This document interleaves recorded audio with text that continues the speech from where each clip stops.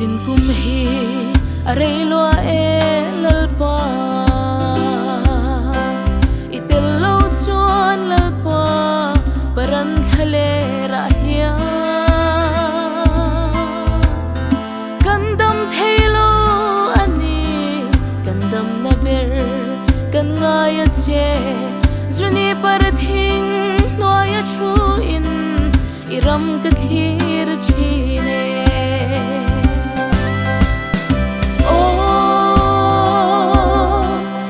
Salena ni tur kanan thar chu kangaya ni khoi zulwan na ram chu kangaya ni Jerusalem Zion khopui tu na hian lo in hong to ro Zion faten boy na ram pel alen hun kan Vangak lel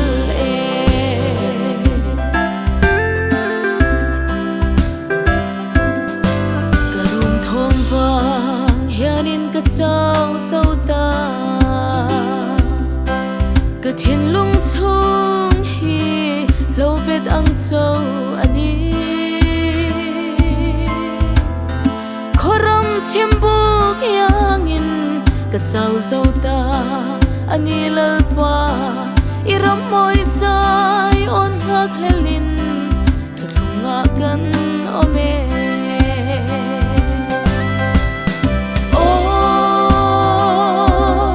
kan salena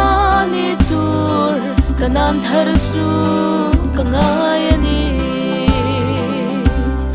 khoi zulwan na ram su kangaya ni Jerusalem Zion khopui tu na hian lo in hong to ro Zion faten boy na ram pel alen hun kan vangak lel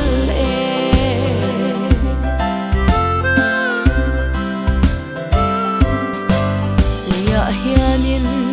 enge kan chan ni le I thu thunga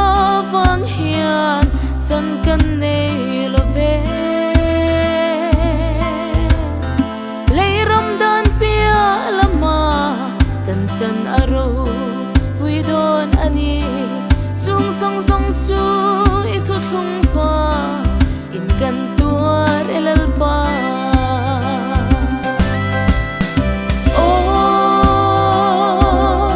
kan salena ni tur kanan thar chu kangaya ni khoi zulwan na ram chu kangaya ni Jerusalem Zion khopui tu na hian lo in hong to ro Zion faten boy na ram pel alen hun kan vangak lel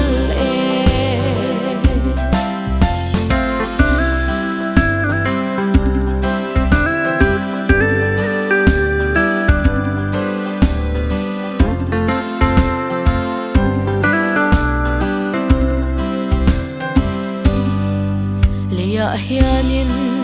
enge kan chan ni le I thu thunga vang hian chan kan nei lo ve leiram dan pia lama kan chan aro puidon ani chung song song chu I thu thung fa in kan tuar elalpa